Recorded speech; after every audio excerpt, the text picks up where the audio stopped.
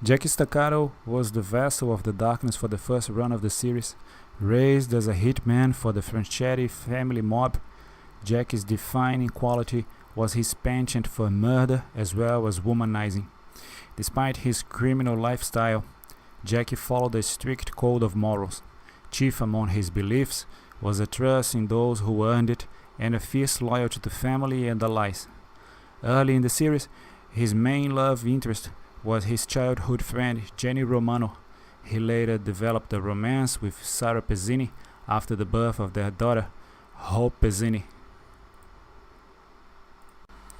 The son of notorious mob associate Danny Staccato and an unnamed prostitute, Jackie was taken in by St. Gerald's orphanage, where he was frequently abused by the orderlies. Despite his antisocial nature even as a boy, Jack protected his friend Jenny from their cruel treatment.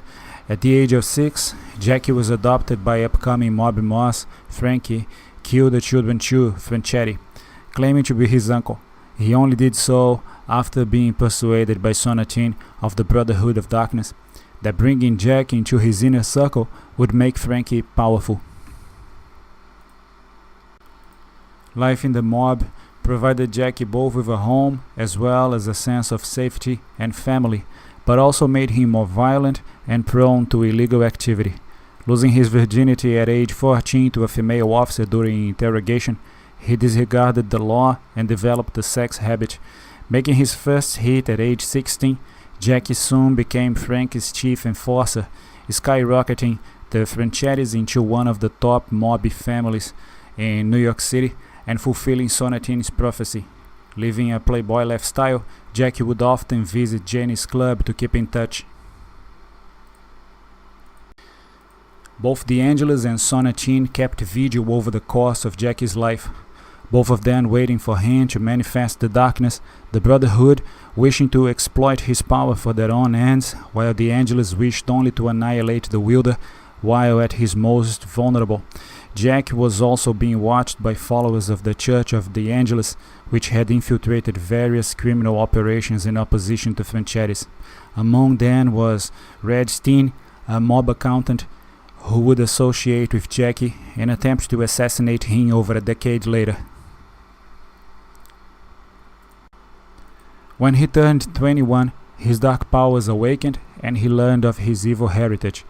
Jackie spent most of his time escaping from or fighting DeAngelis, Sonatine, and the Brotherhood of the Darkness. Jackie tried to quit the mob, but Frankie kidnapped and killed Jenny, a childhood friend of Jackie's. Jackie, in a warehouse showdown with Franchetti's crew, blew up the warehouse, killing Frankie and burning Jackie alive. Jackie spent 2 days afterward wandering around hell while searching for Jenny until Tom Judge came and gave him hope, a gift that allows man to exit hell. Jackie's body was then reconstructed by the darkness. Jackie returned to find the Franchetti mob taken over by Frankie's cousin, Polly. Polly was able to discover Jackie's secret, and Polly blackmailed Jackie into doing hits for him.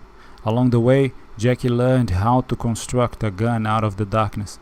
Later, Jackie turns on Polly and takes control of the Franchetti family, eventually taking on the Triads and fighting the Russian mafia in Atlantic City.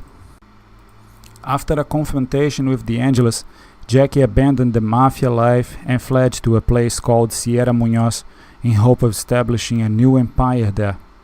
Jackie established a drug cartel in Sierra Munoz with a darkness-based narcotic made from his own bodily fluids, built an impenetrable fortress and formed an army. The residents of Sierra Munoz resisted Jackie's takeover with the help of the U.S. Department of Defense, which wanted to capture Jackie for experimentation and to learn about his armor. Jackie lost his battle with the army and was captured.